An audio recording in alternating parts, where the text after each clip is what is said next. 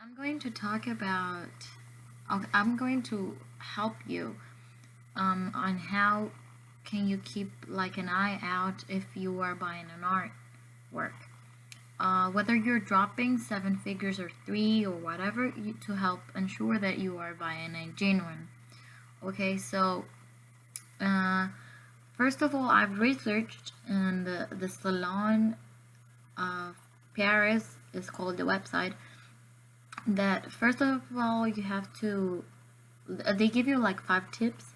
That first of all, you have to look at the back of the paintings and the bottom of the sculptures, I think.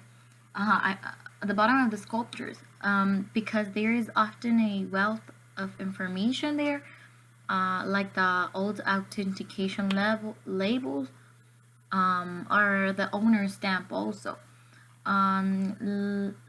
Well, another like tip for you to avoid like being a victim of a duplication of an artwork, because the artworks are like expensive, so it's really important that you, if you're going to spend a lot of money in an artwork, you probably want to avoid being a victim of the double artwork. That's not the one who's in the painting says that you did it, the author.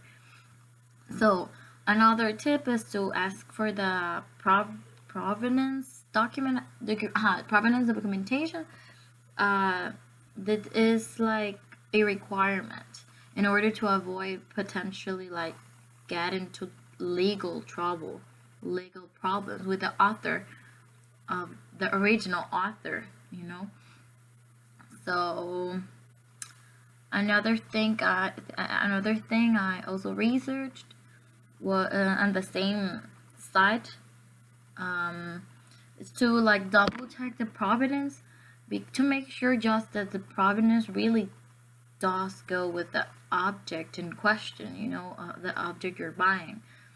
Also, you may buy from reputable dealers, like dealers of the art, like reputable, like they have a good track or record of selling art pieces.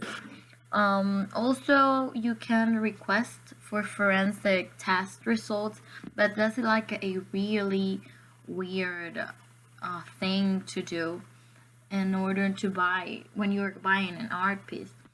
It's because the expensive test it is. You have to request a forensic test results, or the option to have a work tested yourself. But you can like use like